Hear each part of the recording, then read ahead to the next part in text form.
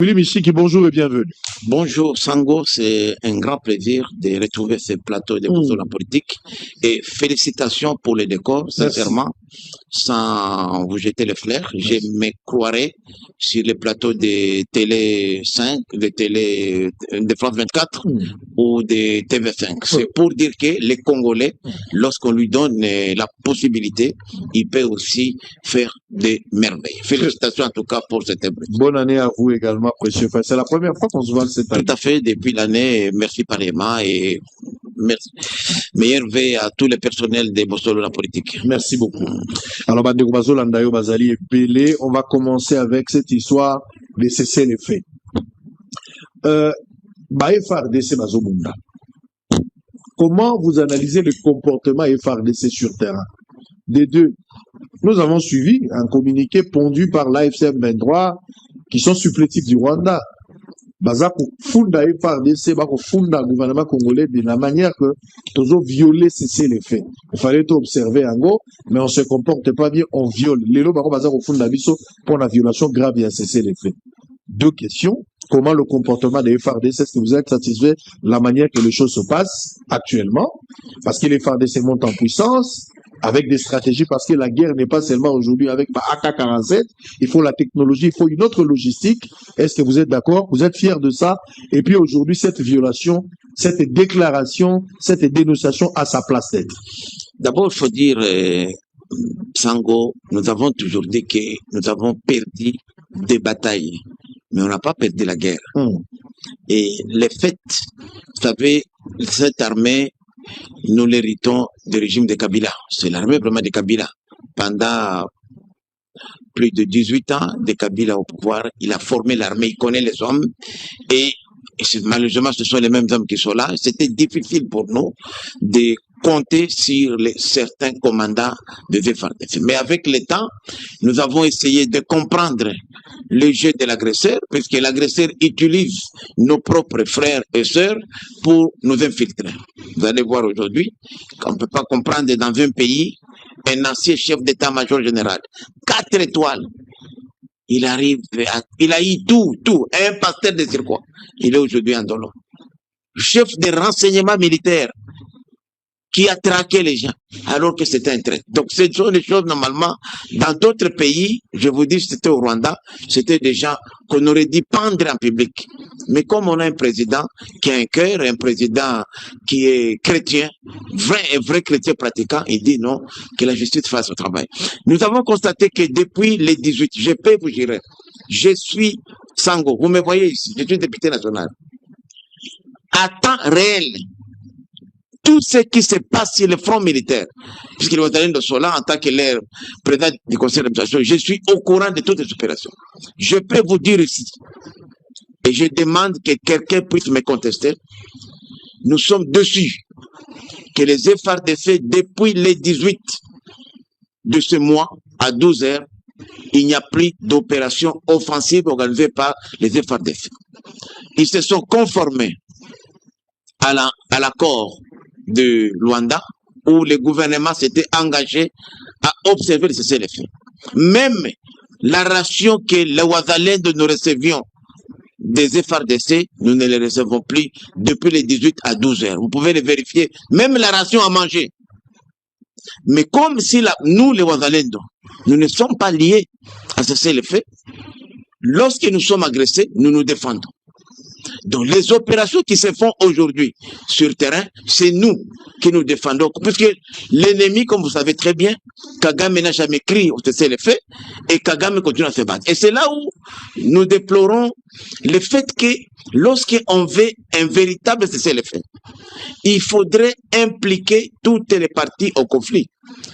Vous êtes un journaliste d'investigation, je vous félicite d'abord, je vous vois tout le temps sur le front militaire. Je suis sûr que vous avez constaté que sur tous les fronts militaires, la première ligne de front est constituée par les bataillons. Ce sont des enfants, ce sont des locaux qui connaissent bien les milieux et qui sont engagés dans cette lutte contre l'agression. Et c'est ainsi que nous, comme nous n'avons pas été associés à ce CLF, nous ne faisons pas partie du gouvernement de la République, nous sommes partenaires. Mais partenaires puisque ça fait plus de 3 décennies que nous nous battons contre cette agression militaire. Et le fait qu'on nous a abandonnés, rappelez-vous qu'il y avait 2 processus. Le processus de Luanda, où c'était le gouvernement de la RDC face au gouvernement du Rwanda, et le processus de Nairobi, où il y avait le gouvernement de la RDC face aux groupes armés, y compris AFC M23 et les groupes armés de l'Ouazalendo. À notre grande surprise, on a mis de côté Nairobi, on s'est retrouvé à Doha sans les Ouazalendo. Et c'est ça qui pose le problème. Donc, ce qui fait que tous les cessez-le-feu qui ont été convenus, que ce soit à Doha, que ce soit à Luanda, un peu partout, sans les Ouazalendo, ça ne marchera pas. C'est pourquoi j'en appelle aux médiateurs attitrés, en particulier le président Lorenzo, à qui nous faisons confiance, d'impliquer les Ouazalendo. Ce sont des acteurs sur le terrain. En plus, nous savons bien que nous ne faisons pas face à une rébellion. Nous faisons face à une agression extérieure. Kagame l'a dit plusieurs fois, le pauvre Kagame. Il a dit que Amdiwan contrôle Goma, contrôle Bukavu, Kavumu. Il n'y a plus. Donc, tout ceci le fait. Où on n'implique pas les Rwandais, ça ne pourra pas marcher. C'est pourquoi nous avons constaté que les 18, alors que les hostilités devraient prendre fin, les 18 à 12h, les matins même des 18 là, à 5h45 minutes, on a largué 2 drones sur les villages de Bikenge et Bijombo, là où il y avait les Ouazalendo, envie de pouvoir prendre les contrôles de point zéro. Je rappelle ici, parce qu'on parle toujours de point zéro, le point zéro, en fait, c'est la ligne de front, c'est le village qui est à la frontière entre Uvira, territoire d'Uvira et Fizi. À partir du point zéro, vous pouvez entrer à Uvira, sortir à Misisi, de Misisi, vous êtes à Kalemi, Tanganyika. Alors, lorsque nous avons occupé le point zéro, comme on le dit bien, le point zéro, c'est vraiment, c'est la ligne de front. C'est sur le haut plateau d'Uvira, c'est un point stratégique. Et l'agresseur a tout fait. Vous allez voir aujourd'hui, alors que dans l'accord signé, dans les instructions données par le gouvernement américain, il était demandé aux troupes rwandaises de se retirer d'Uvira vers leur position initiale, c'est-à-dire à Kamanyola, qui est dans le territoire de Walungu, à la frontière avec Bugarama, une ville rwandaise. Mais ils ne se sont jamais retirés à Kamanyola, ils se sont retirés à Sange. Je rappelle ici que Sange, c'est le chef-lieu du territoire d'Uvira. Jusqu'au moment où nous parlons, l'agresseur est toujours à Sange. Et à partir de Sange, ils se sont organisés maintenant pour éviter la RN5 qui prend Kamanyola, Sange, Kiliba, Uvira jusqu'à Kalemi, pour maintenant chercher des voies de sortie vers les hauts plateaux, les Mera, Minembwe, pour aller un groupe vers Misisi pour atteindre Kalemi et l'autre groupe vers Mwenga pour atteindre Kintu. C'est la stratégie de l'ennemi, ce n'est plus dépassé encore par Uvira. Et lorsque les Ouazalendo et les FARDC se sont rendus, nous avons renforcé le point zéro pour les empêcher d'atteindre Fizi.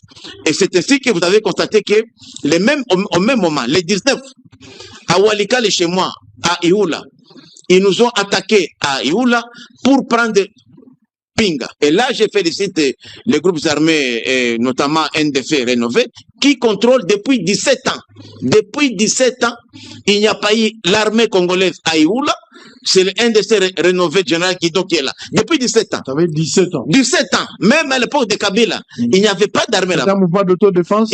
C'est un mouvement d'autodéfense qui est aujourd'hui dans les Ouazalendo. Ça fait 17 ans. 17 ans qui contrôle quel village? Ok, ça c'est Ioula, donc Ioula, Kiteku, jusqu'à même approche de Pinga. Proche de Pinga, il n'y avait pas même pas de police. Il y a un général qui est là. C'est un général Mouzalendo, donc Guidon, général Guidon, qui est le coordonnateur de Bazalendo du Nord Kivu. Donc, alors, quand vous ne prenez pas en compte, lui-même m'a appelé. Il me dit, mais honorable, mais nous, on a entendu dans les médias les faits, mais on ne connaît rien. Alors, j'ai dit, non, continuez à vous battre puisque nous ne sommes pas concernés par ça. Et c'est ça l'erreur stratégique. Alors, là, j'ai constaté, c'est vrai que les FARDC ont changé de méthode. D'abord, les FARDC maintenant, avec les Hibou, là, je félicite publiquement les troupes de Hibou. c'est une force spéciale qui se comporte très bien sur le terrain. Aujourd'hui, en tout cas, si même on a une stabilité dans les hauts plateaux, comme d'Uvira, comme un peu au Nord Kivu, c'est à cause de Ibu. Et aujourd'hui, ce qui s'est passé, c'est là où je voudrais déboucher sur ce qui s'est passé près de Rubaya, à 5 km de Rubaya, puisque les Wazalendo sont des enfants de la rue. Ce sont des locaux. Malgré que aujourd'hui le M23 contrôle Ruchuru, Nyiragongo, les Wazalendo sont toujours là. Ce sont des enfants du village. C'est comme ça que lorsqu'ils ont compris qu'il faudrait ôter l'ennemi de l'accès au financement, puisque la mine de Rubaya rapporte chaque mois 2 500 000 $ à la rébellion. Ce sont des tonnes de coltan. Je rappelle ici que c'est la plus grande réserve de coltan en Afrique. Rubaya là peut même faire vivre toute cette partie orientale là, si il y a une exploitation industrielle. C'est ainsi que les Wazalendo ont tout fait pour récupérer Rubaya. Ils sont venus nombreux et lorsque Makenga lui-même a appris que les Wazalendo veulent les empêcher d'accéder à Rubaya, ils ont organisé une mission offensive.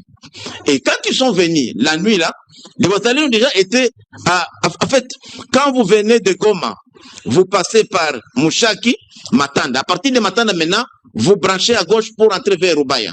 Alors quand ils sont venus à 5 km la nuit, ils ont décidé de planifier maintenant l'attaque, l'offensive vers Rubaya. Entre-temps, Makenga fatigué, il a dit non, moi je ne passe pas la nuit avec vous, je me retire à la paroisse, chez le prêtre de Matanda. C'est là où Makenga a passé la nuit. Alors, en réalité, quand on parle des drones, il n'y a pas eu de drones, il y a eu une embuscade de Wazalendo. Les FARDC ne se battent plus. Les FARDC observent scrupuleusement. Ça dit, selon vous, le cessez-le-feu a été mal négocié. Mal négocié puisqu'on n'a pas pris en compte les partis en conflit sur le terrain. Notamment, les Rwandais n'ont pas été associés directement et les Wazalendo. C'est pourquoi je demande au président Laurent Soké, tout cessez-le-feu qui n'écueillerait pas ces deux acteurs majeurs ne pourra pas voter. Puisque quand on parle de AFC M23, non, ce sont je ne vais pas parler de façon, mais ils sont téléguidés par les Rwandais. Donc, il faut que les Rwandais lui-même s'impliquent. Et il faut que nous, les Wazalendo, nous impliquions.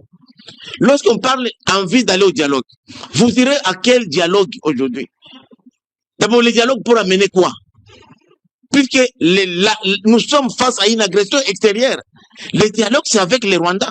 Nous avons une autre forme de dialogue qu'on a besoin ici, parce que vous savez, Sango, nous sommes aujourd'hui en 2026. Nous devons respecter le cycle électoral qui est constitutionnel. Dans 2 ans, nous devons aller aux élections. On n'a jamais eu même une réunion sur la réforme. Les rapports de la CENI n'ont jamais été examinés par nous. Il n'y a rien qui a été fait en termes de préparation des élections. Donc c'est ça qui devrait préoccuper les Congolais. Comment préserver aujourd'hui le cycle électoral qui est parmi les acquis. On va arriver là, on parlera pendant qu'on va aborder la question du dialogue, je pense qu'on va parler de ça. Mais vous entendre parler, vous mettez plus l'accent sur les Wazalendo. Les Wazalendo, c'est un mouvement autodéfense. Hein. Nous avons une armée régulière. Vous voulez donner l'impression, c'est comme si on a 2 armées dans un même pays? Non, faut d'abord dire, Sango, ça fait plus de 32 ans que les Wazalendo sous forme de Katuku, devenu Mai Mai, puis Wazalendo était à Walikale. Le mouvement est parti au fait de Walikale à Toto, qui s'est élargi partout. C'est une réalité. Et les Wazalendo sont là bien avant cette armée, les FARDC. Ils sont là bien avant ce gouvernement. Mais comme le gouvernement a rejoint, rappelez-vous même, il y a eu des moments où les Wazalendo attaquaient le gouvernement à l'époque de Kabila, vous vous rappelez? Donc aujourd'hui, puisque le président Tshisekedi est dans cette vision-là, de mettre fin à l'agression, c'est comme ça que les Wazalendo soutiennent aujourd'hui le gouvernement. C'est une réalité. Mais l'armée a sa mission régalienne. Les Wazalendo n'ont qu'une seule mission, protéger la terre de nos ancêtres. Les Wazalendo ne sont pas ambitieux pour avoir des villes, contrôler, avoir des pouvoirs. Non. Les Wazalendo, c'est la terre des ancêtres. Et comme les FARDC, c'est notre armée, tout à fait normal, les Ouazalendo soutiennent l'armée de la République. Mais les Ouazalendo ont constaté que dans l'armée, dans certains commandants ne se comportaient pas bien. C'est pourquoi vous avez constaté parfois, il y a eu certains échanges échauffourés entre certains Ouazalendo et certains commandants, pas les armées, certains commandants des FARDC suspectés d'être de connivence avec l'agresseur. Et l'État nous a donné raison, parce que tous ces commandants-là qui étaient dénoncés par les Ouazalendo, la plupart sont aujourd'hui aux arrêts. Donc, on ne renie pas l'armée du Congo, l'armée de la République, nous la soutenons, mais il faut dire qu'aujourd'hui, la première ligne de front a toujours été occupée par les Ouazalendo. Et ignorer les Ouazalendo ici, dans toute négociation de paix, dans toute discussion de paix durable, c'est taper à côté, ça n'ira pas. Mais, Willy Michiki, selon vous, on devrait prendre quelques éléments en compte pour que le cessez-le-feu soit respecté. Puisque aujourd'hui, les partis en conflit, c'est quoi? Nous avons AFC M23, d'accord. Nous avons le gouvernement de la République à travers les FARDC, d'accord. Mais nous avons aussi l'armée rwandaise qui reçoit ses ordres de Kigali. Nous avons les Ouazalendo qui reçoit les ordres de nous. Entre autres, moi-même ici. Je vous dis, je ne vous cache pas, j'ai les pouvoirs sur les Ouazalendo. Je suis leur président du conseil d'administration. Nous sommes un corps. Les Ouazalendo ne dépendent pas de l'armée. Pas du tout. La preuve, c'est comme ça qu'il faut faire la nuance aujourd'hui. Il y a des Ouazalendo, presque 20% des Ouazalendo, qui ont intégré la RAD. La RAD ne représente que 20%, que le général pas dire contrôle. Ils n'ont aujourd'hui que 3 bataillons seulement, dont 2 se trouvent à Walikale. Mais les restes des Ouazalendo sont tout à fait autonomes. On peut avoir un effectif de combien aujourd'hui de Ouazalendo? Les Ouazalendo, nous sommes à peu près, on est inventorié à 258 000 hommes.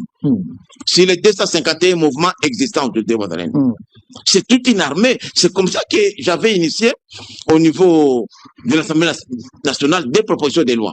Et je regrette que les bureaux Kamer, bon, je ne veux pas taxer Kamer d'être top, mais les bureaux a mis de côté mes 2 propositions. Mes 2 propositions de loi consistaient non seulement à intégrer les patriotes qui ont fait preuve de loyauté et de fidélité à notre pays, mais aussi qui ont des notions des droits internationaux humanitaires dans l'armée et dans la police.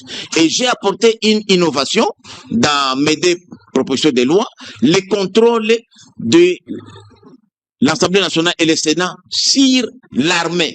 Ça ne se fait jamais, alors que la Constitution nous donne 3 missions. Le contrôle parlementaire, l'autorité budgétaire, et nous sommes aussi des législateurs. Or, on nous demande seulement de contrôler l'administration de l'armée, donc le ministère de la Défense, et pour la police, le ministère de l'Intérieur, mais on ne contrôle pas l'armée. Et c'est ça le problème, donc nous violons la Constitution.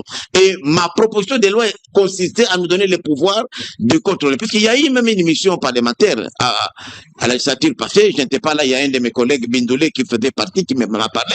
On a constaté que si les 100% des ressources financières, logistiques qu'on envoie au front, 60% reviennent ici au Congo et 20% sont dispatchés là-bas entre les autres. Donc seulement 20% sont destinés à la guerre. C'est comme ça que vous voyez aujourd'hui que nous n'arrivons pas à faire face à l'ennemi, puisque la plupart des ressources mises à la disposition de notre armée n'arrivent pas au front, et même les soldes des militaires parfois est détourné.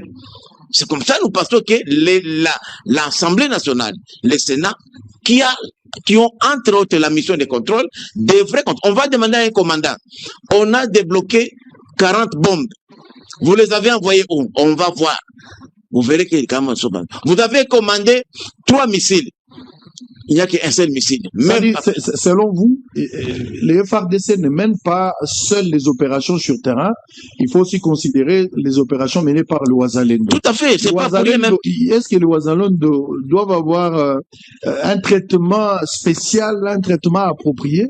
Oui, nous aurions, puisque le chef de l'État, plusieurs fois, en tant que commandant suprême des FARDC et de la PNC, a félicité le combat des Ouazalendo. Mais les Ouazalendo, est-ce qu'on fait demande comment les Ouazalendo vivent? Ils n'ont pas de salaire. Même la ration, ils la reçoivent difficilement. Chez nous à Walikale, à Massis, nous étions très bien arrangés, organisés depuis plus de 2 décennies, depuis 20 ans. La population cotise et on n'a jamais de problème. Je vous dis, vous allez à Walikale, vous vous promenez depuis presque 15 ans, jour et nuit, vous ne serez jamais, il n'y a pas zéro viol, zéro abus, zéro. Les Ouazalendo sont chouchoutés, sont des chouchous de la population.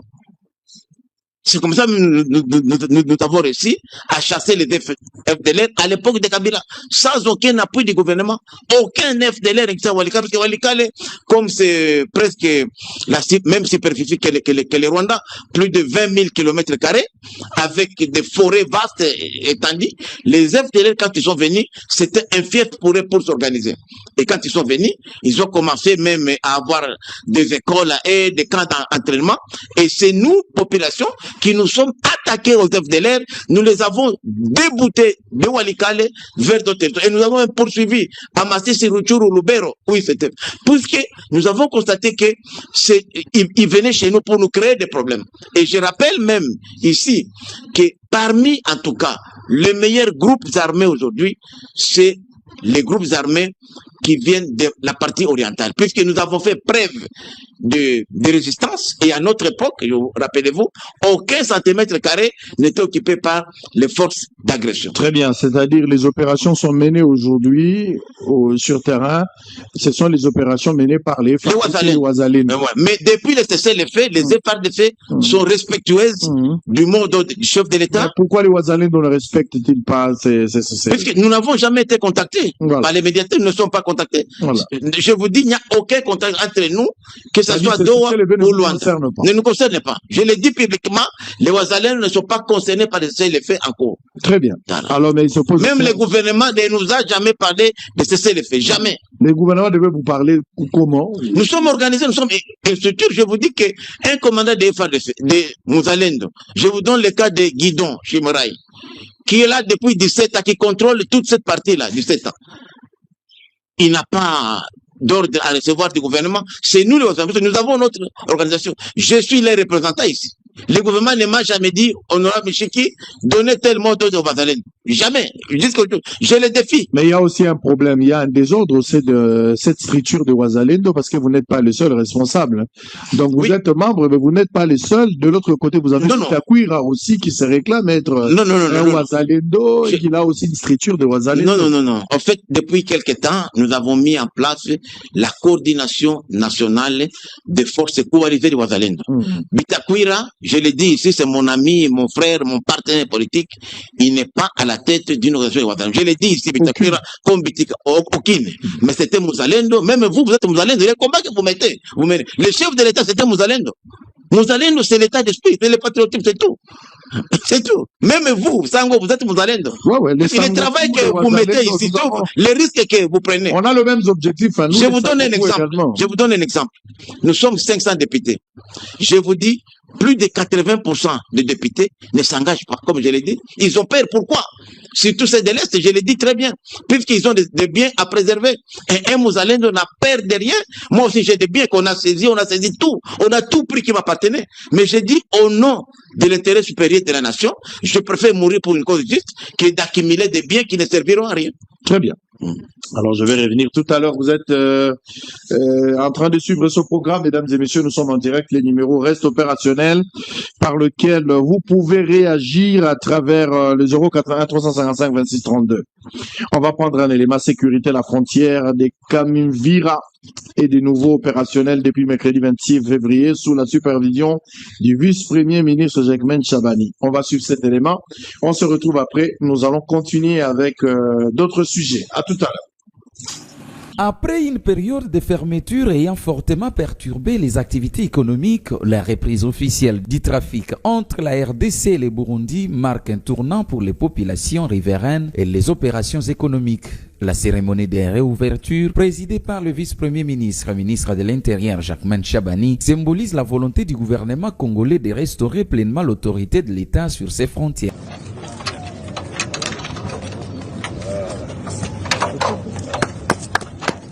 Dans son allocution, le patron de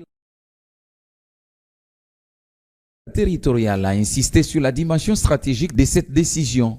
Nous voulons que nos frontières soient des points de rencontre et d'échange et non des zones d'insécurité et de paralysie économique, a-t-il déclaré. Située entre Uvira et Gantumba, la frontière de Kavimvira constitue un corridor vital pour les commerces frontaliers. Sa fermeture avait entraîné, entre autres, ralentissement des flux commerciaux, des pertes pour les commerçants, une hausse des coûts liés à l'enclavement. Avec la réouverture de cette frontière, les produits agricoles et autres marchandises pourront à nouveau circuler librement entre l'Est congolais et les Burundi voisins. Transporteurs et commerçants saluent une mesure qui devrait relancer rapidement l'activité économique locale et stabiliser les prix sur le marché. Au-delà de l'aspect commercial, cette réouverture s'inscrit dans une stratégie plus large de sécurisation et de régulation des frontières nationales. Pour Kinshasa, il s'agit d'un signal fort envoyé aux partenaires régionaux et internationaux. La RDC attend consolider son autorité territoriale et dynamiser le développement des provinces frontalières. À Kavimvira, la circulation reprend et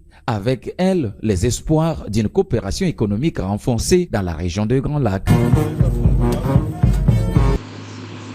Très bien, merci beaucoup. Allez, on va continuer. Deuxième dossier, on va prendre le dossier EPST. Il y a quelques jours ici, vous avez fait des révélations graves sur la ministre Raissa Malou. C'est vraiment très gravissime ce que j'ai vu là. Alors, qu'en est-il de la disparition des 6 milliards de francs congolais au ministère de l'Éducation nationale? C'était quoi? Voilà. C'était un fake news après ou... Non, Sango, il faut comprendre que parmi les programmes phares... Est-ce que vous vous êtes trompé ou vous confirmez non, encore je confirme les faits et même la ministre a confirmé les faits. Allez-y. A confirmé. Qu'est-ce que vous dénoncez? Alors, d'abord, il faut comprendre que parmi les programmes phares de ce gouvernement et de la vision du chef de l'État, c'est le fait de ramener 5 millions de nos enfants à l'école. Sango, pendant ce temps ici, c'est impossible pratiquement. C'est eux qui vont être des futurs Sango. C'est eux qui vont être des futurs députés demain, là où nous sommes ici. Et aujourd'hui, avec l'application, c'est une obligation d'abord constitutionnelle. Kabila était là, ne l'a pas fait. Tshisekedi est venu, il a dit non, je dois appliquer ces dispositions. Mais on a constaté que la DINACOPE, qui a la mission de gérer les fichiers de paye des enseignants, a envie d'assurer non seulement la maîtrise des effectifs des enseignants, mais aussi de la masse salariale. Savez-vous aujourd'hui que les gouvernements, chaque mois, déboursent 316 milliards de francs congolais pour la paye et les frais de fonctionnement des enseignants. Donc, 260 millions pour la masse salariale et 58 millions pour les frais de fonctionnement. Mais qu'est-ce qu'il a été constaté? Il a été constaté que la DINACOPE, qui est censée faire ce travail ici, qui est l'organe technique du ministère, ne fait pas ce travail. C'est comme ça que nous, en tant que législateurs, nous avons la mission de contrôle. Et dans nos investigations, nous nous sommes attaqués à la ministre sectorielle. Je n'ai rien contre Madame Malou, Raissa, que je n'ai jamais vue dans ma vie, dont je ne connais même pas les numéros de téléphone. Par contre, son père était un papa à moi, et qui, parmi, à l'époque, quand nous étions dans la clandestinité à l'IDPF, quand j'ai dirigé l'IDPF à l'Ilikin, c'était parmi les sponsors du parti. Donc, nous nous sommes allés plus loin. On a constaté que le gouvernement avait levé une option d'ajouter entre 80 000 à 100 000 francs à chaque enseignant sur la prime de fonctionnement. Mais comme la Banque mondiale, qui est notre partenaire, nous avait conseillé de ne pas continuer à grossir la masse salariale, on risque d'être absorbé. Alors, nous avons demandé à ce que ça soit payé à côté du salaire. Comme d'habitude, c'est la DINACOPE qui donne l'ordre, les instructions à la direction des paies du ministère des Budgets. Nous sommes allés à la direction des budgets. La DINACOPE a écrit pour qu'on puisse mettre de côté les 20 000 francs là, disant qu'on va l'utiliser pour le fonctionnement des services centraux. Et c'est à peu près pour 33 000 enseignants. Ça fait 660 millions de francs congolais. Ça, c'est d'abord Dinakopé. Ça, c'est du concret. J'ai même la correspondance du directeur de paix adressé de bonne foi à la Dinakopé pour prendre acte. Deuxième détournement. Vous savez que la Dinakopé, il y a un accord qui avait été signé par le gouvernement de la République et les services, les opérateurs des pays.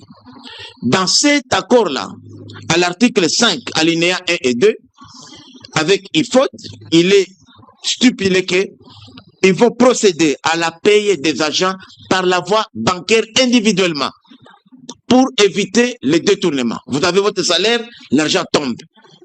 Et pour les milliers où il y a difficulté d'accès, on peut payer, mais avec de preuves, soit M-Pesa, Airtel Money ou signature de l'agent avec photo. Il a été constaté que, en date du 11 avril 2025, le directeur de la Dinakopé, M. Mbaka, que je n'ai jamais vu dans ma vie, a réuni les 10 PROSEC du Nord Kivu et Sud Kivu pour leur demander qu'ils prennent, ils violent cette disposition, qu'ils prennent la masse salariale là, aillent payer. La vérité, c'est quoi, Sango? Quand on paye et même n'accède pas, le Diprosec est à Ouvira aujourd'hui, l'autre Diprosec est chez moi à Walikale. Donc, ils ont l'autre à Beni. Ils sont même incapables d'accéder dans les territoires occupés. Donc, cette masse monétaire est gardée pareil. C'est ainsi que j'ai constaté dans mes enquêtes parlementaires que depuis octobre de l'année passée, les enseignants de territoires occupés n'ont jamais été payés. Et ça fait chaque mois 6 milliards de francs congolais détournés. Ce n'est pas par mois, c'est 6 milliards par mois depuis octobre. Depuis octobre. Novembre, décembre, janvier, oui. février. Donc ça 6 milliards chaque mois. Au total, ça c'est la masse monétaire. Quelque chose de 30 milliards. C'est beaucoup d'argent. Environ 30 milliards. 30 milliards. Alors, nous avons, moi je ne peux pas interpeller le directeur de Dinakopé. J'interpelle la ministre. Selon vous, qui a détourné? L'opération a été faite au niveau de la Dinakopé. Mais la constitution est claire. Les ministres, de qui? La Dinakopé est sous la supervision d'une administration spéciale qu'on a mis là-bas par un certain Mbaka qu'on a suspendu. Mais la ministre devrait avoir un œil sur Dinakopé. Après nos enquêtes, on a trouvé que la ministre était innocente dans cette opération. Elle était aussi flouée. C'est grâce d'ailleurs à nos révélations que la ministre a suspendu et elle a ordonné un audit. C'est ces gestes-là qui nous ont poussé à arrêter les signatures à 62 députés. Sinon, au moment où nous parlons aujourd'hui, le mercredi aujourd'hui, on devait déposer lundi et jeudi, la ministre devait être démissionnaire mercredi, hier. Mais puisqu'on a vu sa bonne foi, on a constaté que la ministre était aussi flouée par ses services gestionnaires. Elle a suspendu le directeur national de Dinakopé, elle a suspendu son adjoint chargé de l'informatique, mais nous demandons à la ministre d'aller plus loin, de suspendre aussi les Diprosec, puisque Mbaka ne gérait pas seul, il gérait avec le directeur de profession. Et nous allons aujourd'hui, puisqu'il se pose des moments, et nous avons été aussi encouragés par le gouvernement qui, à travers son conseil des ministres du vendredi passé, a ordonné l'audit, puisque la masse salariale aujourd'hui commence à s'accroître. Vous vous rendez compte, rien que le secteur de l'enseignement, qui n'est pas aussi important, qui ne consomme pas beaucoup comme l'armée, 316 milliards. On va se réveiller un jour, on ne sera plus payé. Alors, parmi les difficultés qu'on a constatées, on a constaté que au niveau de la Dinakopé, on a remis en cause la gratuité, puisque avec des recrutements abusifs, on ajoute des agents qui, on doit, les nouvelles unités, il faut chercher comment les payer. On a aussi constaté qu'il y a détournement des fonds. À chaque enseignant, on prenait 2 000, 3 000, 4 000. C'est beaucoup, ce sont des milliards. Et on a constaté aussi qu'il y a la délocalisation. C'est-à-dire que lorsqu'on parle, le gouvernement a signé l'accord avec certains opérateurs qui payent, notamment certaines banques, Equity, BCDC, et Afriland Bank, et Caritas, IFOD, et TID. Pour le cas qui m'a intéressé, moi, comme élu de l'Est, c'est TID. Trust Investment Development. Je suis en train de faire mes enquêtes. Je ne vais pas ici donner les enquêtes, mais je crois qu'il y a la main noire sur TID. Je croyais que c'était la ministre, c'est pas la ministre qui devine, ministre Malou, c'est un comité chargé de paye qui serait au ministère des budgets, qui, avec les finances, désigne cet opérateur-là. Cet opérateur ici, c'est lui maintenant qui a pris en charge la paye des enseignants dans les territoires occupés. Mais en réalité, cet opérateur ne paye pas. C'est-à-dire, n'arrive même pas là-bas. Il y a soupçon de détournement où vous confirmez effectivement. Il y a détournement déjà. Même la ministre, quand elle a suspendu, elle nous a donné raison. C'est comme ça, aujourd'hui, nous avons arrêté la récolte de signatures à 62 en attendant son audit, puisque nous avons constaté que la ministre a écouté la démarche des députés, a écouté nos alertes. Est-ce que vous pensez que la ministre est pour quelque chose? La ministre, elle, comme telle, je confirme ici, n'a pas volé d'elle-même. Elle n'a pas détourné. Elle n'a pas volé. Mais elle n'a pas sanctionné. Elle n'a pas anticipé. C'est elle qui sinon, c'est coupable et complice, vous pensez? Pardon? Du fait qu'elle n'a pas sanctionné, elle est complice? En réalité, le ministre est responsable de son département. C'est elle qui doit surveiller tous ces services-là. Même aujourd'hui, quand vous prenez les épreuves certificatives, les examens d'État, vous vous rappelez un moment, nous avons fait un lobbying auprès de madame la première ministre que je félicite pour que les enfants ne payent pas les frais de participation aux examens d'État dans les Nord et Sud Kivu. Lorsqu'on nous l'a accordé, mais il y a des parents qui avaient déjà payé, mais cet argent-là n'a jamais été remboursé. Vous voyez, ce sont des milliards de francs congolais. Vous voulez insinuer que le fait qu'elle n'a pas sanctionné le silence de madame la ministre justifie une complicité ou son implication dans le dossier? Nous sommes allés plus loin. Je peux dire ici, publiquement, qu'au niveau des investigations ici, madame Raissa Malou n'a pas détourné directement. Okay. Mais elle a laissé les services opérer dans l'illégalité. C'est après notre alerte, par ignorance ou par complicité? Je crois que c'est par ignorance. Très bien. On a senti quand même que c'était par ignorance, puisqu'elle a fini par ça. Et nous voulons, nous attendons, la motion est toujours là. Nous attendons les rapports de l'audit et nous voulons des sanctions exemplaires. Non seulement des sanctions administratives, mais aussi des sanctions pénales. Nous voulons que madame la ministre de faire devant les cours et tribunaux tous ces responsables de Dinakopé qui sont... Parce que c'est la Dinakopé, au fait, qui pilote. Puisqu'on a constaté que, vous savez, Sango, on n'en dit pas assez. Il y a un déficit communicationnel au niveau du ministère de FFT. Vous savez que l'année passée, en 2025, on a construit de nouvelles écoles. 1384 nouvelles écoles. Enseignement primaire et secondaire. On a assaini certains établissements fictifs. Chacun crée 10, 14, 15 écoles primaires. On les paye, on donne la prime, il met à poche. Des écoles qui n'existent pas. Des chefs d'établissement qui recevaient des frais de fonctionnement, mais qui ne donnaient pas aux enseignants. Je demande même au Parlement, au retour de la mission, que nous puissions, parallèlement à l'audit de madame la ministre, organiser une commission d'enquête parlementaire. Puisque c'est impossible que ces ressources ici soient dilapidées comme ça par des individus. Et comme il copie, nous, comme il copie, donc, à créer école naïe, fictive, on a même constaté plus loin qu'il y a chaque diplosec, chaque responsable de d'Inakopé a au moins 5-6 écoles à Yemoko. Madame la ministre, nous allons vous faire confiance, nous allons vous soutenir, nous n'avons pas de règlement de compte contre vous, non, pas du tout. Mais Pesabiso rapport et audit sanctionner Batoasso Kula Bango, non seulement une sanction administrative, mais il faut aussi une sanction pénale. La justice, voilà. Très bien, allez, nous sommes en direct. On va prendre l'avant-dernier point. Batoasso Landabiso Baza et Belé. On va pas rester longtemps dans le dialogue, mais vous allez quand même vous prononcer sur cette question.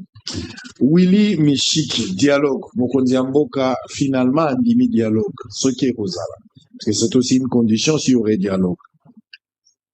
Ba parti nyonso à l'unanimité, que ce soit de l'opposition, Bandimi Bazala ba parti prenant un dialogue. Mais mon kondiamboka lobby n'a reçu le dialogue mais pas avec les criminels.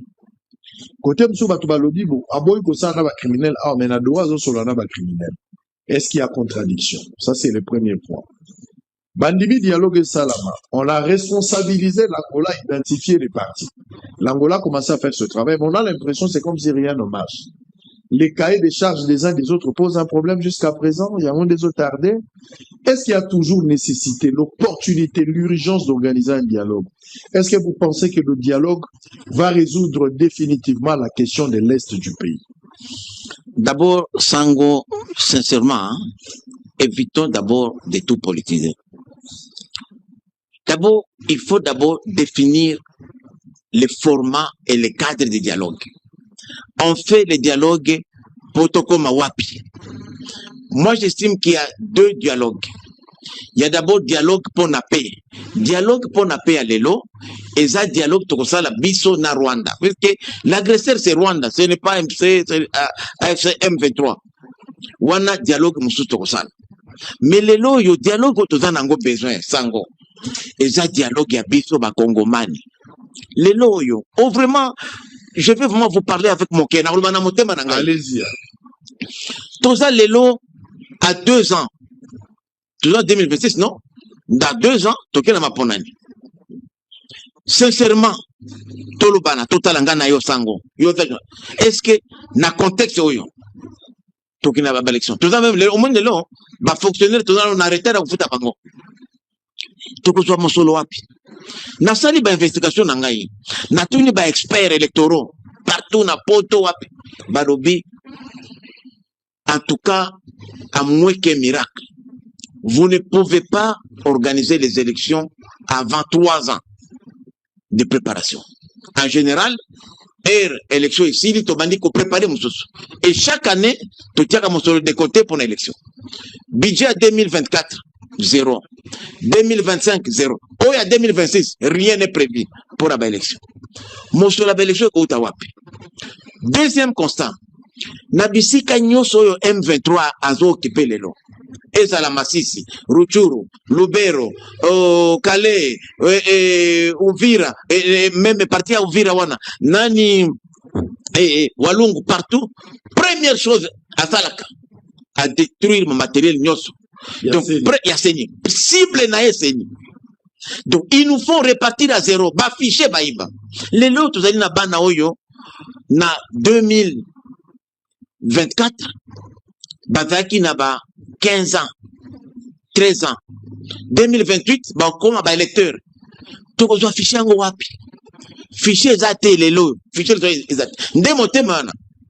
2-3. Élection et l'équiwana. Écoutez qu'ils sont 1,2 milliard dans les conditions normales. Les lots oyo. Tous en les lots côté. Il nous faut minimum 2,5 milliards pour la élection. Et que salama ndenge nini yango tolobi boye omoni biso défaut na biso eza nini tolobaka élection oh pas un plus qu'un jour mais tokende ndenge nini les élections c'est technique, ce n'est pas la politique, c'est technique. Il faut déployer les kits, il faut faire les fichiers, il faut recruter les gens, il faut former les gens, commander le matériel. Toko sala ngo nini, c'est ça le débat. Ba réforme to yaki nango toko sala, même nous na parlement on n'a jamais débattu depuis tobanda à moins que balobi ke basaka ngo na butu kuna. Je suis un parlementaire qui est régulier dans la réunion. Il y a un problème. Problème, il y a un abisso. C'est le moment le loto solo la comme techniquement, matériellement, d'une façon rationnelle, il est impossible d'organiser les élections en 2028. Bandeko, tout ça, le dialogue. Nous allons faire quoi? Yango ngai na proposé na lobby tokutana to solo la constitution o tozana nango lelo ezali correspondre te na fonctionnement na biso sango ba poni biso.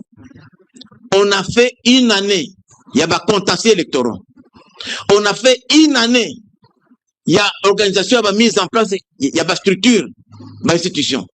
C'est après 2 ans de Moussala Maï Bandi or ba poninga pour 5 ans.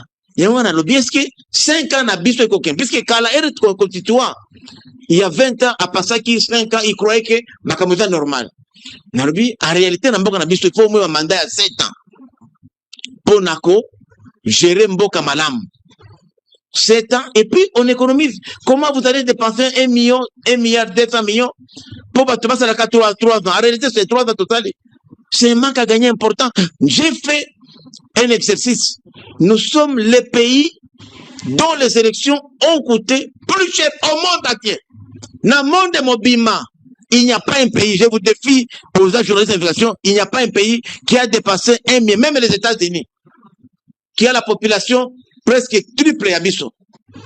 C'est inadmissible. Est-ce que nous sommes riches que les États-Unis? Nous sommes plus riches que la France. Non, il y a un lobby boye, to fanda, total, qu'est-ce qu'il y a? Alors, comme il faut qu'on adapte la Constitution. Moi, je ne suis pas partisan, il y a changement. Changement, ça ne sert à rien. Ça fait 20 ans que nous avons la Constitution.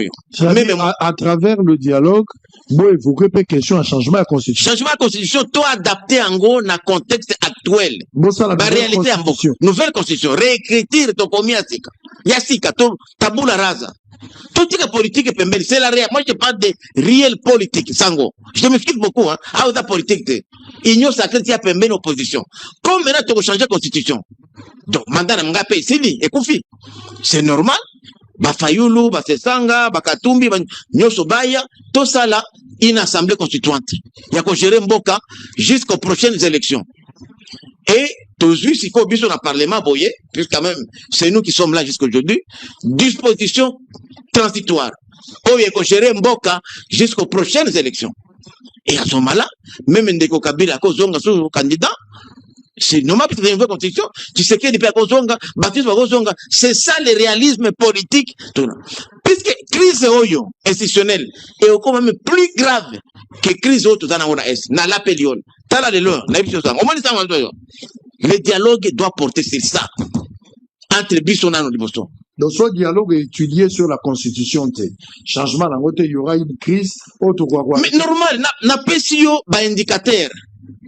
Élection que ça la matière 2028, ça maintenant nini. Et que ça le mawapi, non, rien du tout. Il n'y a rien qui est fait aujourd'hui. Dans le budget à l'élan, il n'y a rien qui est prévu. Donc comme on a 2027, 2028, alors. Élection Zambongo. Moi je parle des faits, je ne vous parle pas des histoires. Oh yakuba kabunda koloba, élection ou mais kabunda dans la mosolo wapi. Nous sommes dans la masse monétaire, masse salariale, rien qui est enseignement, 316 milliards chaque mois. Enseignement kaka. FRDC n'a pas de c'est quelque chose militaire. Au quoi? Tout comme un jour, tout comme bloqué. Bon, vous avez sauté. C'est la réalité, les lots. Donc, l'élection, les a priorité pour la misote. Ils ont priorité, mais il faut tout faire dans tout ce qu'on est comme ça, la peau est là. Puisque les lots, techniquement, c'est impossible. Et vous trouvez, comme c'est impossible, tout le temps, comme on a. Tout constater, mais tout anticiper, tout mettre le bagarre de fou, pour parce que dans 3 ans, 4 ans, élection est comme ça. Moi, je pense que les lots, si on va faire des élections, c'est en 2030. Sincèrement, Sango, sincèrement, je vous dis, je peux prouver ça peut-être dans la Tamingi, pour démontrer que les lots, d'abord, il faut tout banda déjà maintenant, dans le budget, il y a 2027. Tout banda déjà côté à la réserve à côté. Pendant au moins 4 ans. 3 ans, 4 ans. Comme ça, tu as une élection en 2030. Il faut réforme électorale. Moi-même, je ne suis pas content. Nandenge tozali comme ça les longs. De 3, il faut qu'on déploie la kit. 4, il faut formation à Bajar électoraux. Ce sont des moyens qu'il faut qu'on nous et puis il faut gérer le pays. Or, na élu du peuple, na condima pour l'amour du pays, ça fait le pays. Les lots parmi les revendications phares, il y a AFC M23, na Rwanda, puisque maintenant ensemble, c'est le fédéralisme. J'ai fait une enquête na Katanga, même na Union sacrée au Yabisto, 90% des Katangais vers le fédéralisme. Na Lapio, na défi, les lots que na Katanga, c'est ça. Ils sont prêts même à aller en sécession s'il n'y a pas de Katanga. Or, fédéralisme, forme de l'État, ils ont dit matière verrouillée. Article 220, parmi les 7, il y a forme de l'État. Puisqu'on parle toujours des mandats, des choses. Non, les mandats, c'est rien. On ne parle pas de pluralisme politique, on ne parle pas de pluralisme syndical, liberté. Ce sont des matières aussi verrouillées que les mandats des chefs de l'État. Alors, comme ceci, on touche aujourd'hui, puisque pour le M23, FC, c'est question de vie ou de mort. Pas de fédéralisme, il n'y a pas de paix. Donc, on est obligé de toucher à l'article 220. Et moi, je me dis, pourquoi seulement 220? L'article 5 de la Constitution est clair. Clair. La souveraineté nationale appartient au peuple congolais, qui l'exerce par référendum ou par élection. Totuna baimboka, bolingi ni pomboka kene liboso. Moi, je ne suis pas partisan du fédéralisme, mais au nom de la paix, je m'incline. Je m'incline. C'est pourquoi moi j'ai dit, soyons sincères. Vous pensez que le fédéralisme va résoudre la question, ça va ramener la paix conforme à État. NASA qu'on veut quitter, mais pour la paix, si c'est ça qui pose, on peut accepter le fédéralisme. C'est une forme de l'État. Aux États-Unis, c'est le fédéralisme, ça marche bien. Quel est l'avantage du fédéralisme? L'avantage du fédéralisme, c'est que les entités de base connaissent un développement accéléré. Je donne aujourd'hui un exemple. Et là, ils ont raison, les Katangais. 80% du budget de l'État est financé par le secteur minier. 70% de mines proviennent du Katanga. Comment le Katanga va produire pour nourrir les Quinois, nous les Quinois ici, qui ne produisons rien? On avait prévu la caisse de péréquation. C'est une loi qui n'a jamais été appliquée. Alors qu'à travers la caisse de péréquation, on pouvait voir des provinces pauvres. Je vous dis, il n'y a pas de provinces pauvres au Congo. Vous savez, les grands bandes d'industrie qui est négligé. Ça pouvait être même une des provinces avec les crédits carbone qui pourrait même financer le budget à raison de 10-15 milliards de dollars chaque année. Il y a des pays comme le Brésil qui ne vivent que de ça. Le Brésil aujourd'hui a plus de 100 milliards de dollars. Vous allez à l'équateur, le grand équateur, le pétrole est là, il y a tout, il y a la forêt. Vous allez au Maniema, partout, ce pays est vraiment abondamment riche. Il n'y a pas de province pauvre en RDC. C'est question de zone. Donc, on ne peut pas avoir peur du fédéralisme. Le fédéralisme comme forme de l'État aussi. De l'État, on peut l'accepter, mais ça nous ramène aujourd'hui à retoucher l'article verrouillé. Et moi, j'ai dit, pourquoi seulement aller à ça? Il faut carrément réécrire une nouvelle constitution qui s'adapterait au contexte actuel. Puisque constitution autozanango et outil la belligérant. Il va y prendre habitude à tout le monde. Mais après, il fallait tout faire maintenant qui m'écoute. La preuve qu'il est là aux alliés, Moutaoutou Minduki, pour revendiquer. Pourquoi? Parce qu'il ne peut pas se retrouver dans Bamibeko Léo. Oh, la constitution, c'est la loi fondamentale. Yende Azali ko rejanté Balouagnos. Même le dysfonctionnement, c'est à cause de ça. Vous pouvez comprendre aujourd'hui que les pays sont même incapables, le gouvernement. 2 mois impayés comme député. C'est pas un problème pour Nangaï, mais pour les petits peuples, c'est grave. Puisque la constitution actuelle a des dysfonctionnements. Au moins, il y a un conflit entre l'Assemblée provinciale et le gouverneur. Les lois, même le ministre intérieur, chaque fois, à Kangi, il y a un ministre, aux même élite, au Kangi, assemblée élite. Et quand on gouverneur, on conflit, dysfonctionnement total. Tout le monde est comme une rébellion. Et ça ne favorise pas le développement. Sauf que les lots, dans la province neti, Baloualaba, une province riche, non, il y a une adéquation totale. C'est pourquoi nous pensons que, sincèrement, tout fanda entre Bisson et Bisson. Makambo ya agression wana etali biso te ba kongomani wana toko régler ngo na bapaya mais total la gouvernance ni toko mettre en place pour ba institution et fonctionner. C'est le dialogue dont on a besoin et ce dialogue là ne peut se tenir qu'au pays. Au pays, mais avec quelle médiation?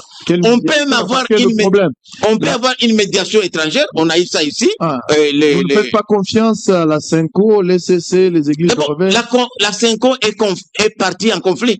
Ah, ok. Les pays qui soutiennent aujourd'hui les rebelles et les Rwandais, c'est Cardinal Ambongo, c'est la Cinco. Mouteba, on l'a suspendu par le Vatican. Monseigneur Mouteba, le président de la Cinco actuelle, a été suspendu par le Vatican. Vous êtes au courant? Oui, je suis. Pour n'a propos naïe. Cardinal Ambongo, c'est lui qui aujourd'hui est le chantre, devenu chantre de la rébellion, qui fait l'apologie de Kagame. Il vient à Kigali dans le cas qui fait l'apologie de Kagame, l'agresseur. Et moi je me dis sincèrement, vous savez, Sango, vous savez, j'ai vu au Rwanda, un prêtre azo prêcher boy baye balongoli c'est flagrance makambo mbongo jamais na mona na monde entier un pays où l'église catholique en particulier s'ingère dans la politique à part on doit mettre fin à ça. L'église catholique n'est pas un État. Même le Vatican ne peut pas s'ingérer dans les affaires intérieures du pays ici. Il faut qu'on mette fin à cette histoire-là.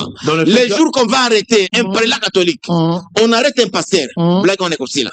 Donc, la Constitution, personne n'est au-dessus de la loi. Donc ici, pas question de donner la médiation ou de confier la médiation à Cholet. Mais Cholet lui-même, il est parti en conflit, c'est un problème. Je vous ai démontré aujourd'hui. C'est eux aujourd'hui qui sont en connivence. Puisque seulement Olive Lembe a construit une église et une cathédrale à Goma, et Katumbi a construit une cathédrale, c'est pas là au Katanga. Non, c'est ça. Des petits moyens, à Bango, Bama Bonza, Mbongo est gratuit. Cet argent ici que l'État paye, c'est les citoyens qui payent pour leurs enfants. Tobotoli gâteau, Anaboye, Naba catholique. Ça a dérangé en Bongo. Bien sûr.